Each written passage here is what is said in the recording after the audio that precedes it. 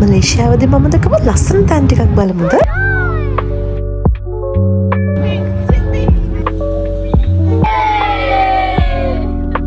මලේසියාවට යනවා කියව ගමන්ම ගොඩක් අයට මතක් වෙන්නේ පැට්‍රොනස් ට්වින් ටවර් එක. ඉතින් මමත් මුලින්ම දැක්කේ මලේසියාවේ ට්වින් ටවර් එක. ට්වින් ටවර් එකේ රෑට මේ වගේ වෝටර් වර්ක්ස් උත් තියෙනවා. හරිම ලස්සනයි.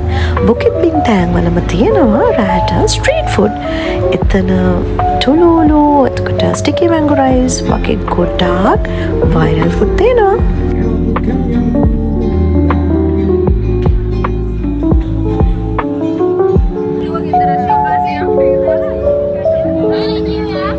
ලස්සන ඩිසර්ට්ස් තඹුණා. දූරයන් වලට මෙහෙ තියෙන්නේ ලොකු තැනක්.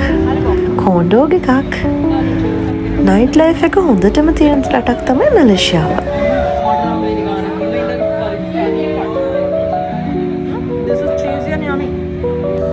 We bought tickets for the monorail.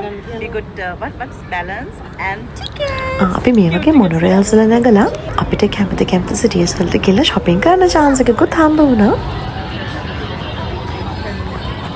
මම ගිය දවසේ මලේසියාවේ නිවාඩු දවසක්. ඒ නිසා පාරේ ගොඩාක් මිනිස්සු හිටියා. පාරේ යන ගමන් අතරමඟදී කරන්න ඇක්ටිවිටීස් ගොඩාක් තියෙනවා. පුංචි සෙල්ලම්, fireworks, මෙන්න මේ වගේ puppets එක කතා කරන්නත් පුළුවන්. Oh, look at this monorail.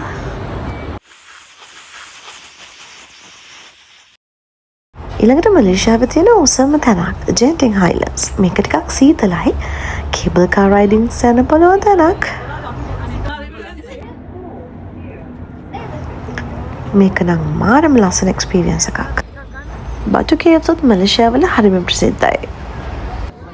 හරිම යුනික් පාට දිග පඩිපෙළක් මුදුනේ තියෙන මුරුගන් දේවාලයක් තමයි බටු කේව්ස් කියන්නේ. මලේසියාවල තියෙන තවත් ටවර් එකක් KL ටවර්. මලේසියාවලට ගියොත් නාසකන්ද රෙස්ටොරන්ට් වලින් රසම රස කෑම එකක් කන්න අමතක කරන්න එපා.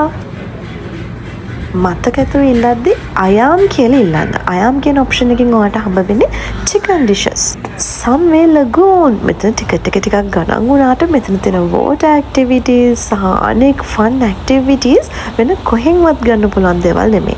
horror house එකකින් පටන් අරන් scream park ඊළඟට animals ලා ඉන්න තැන් බලන්නත් පුළුවන්.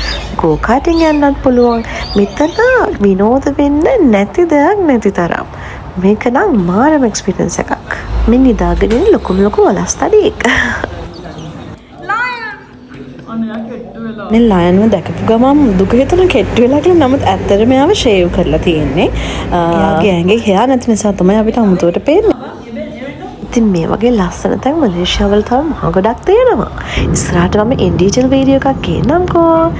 Until that, goodbye.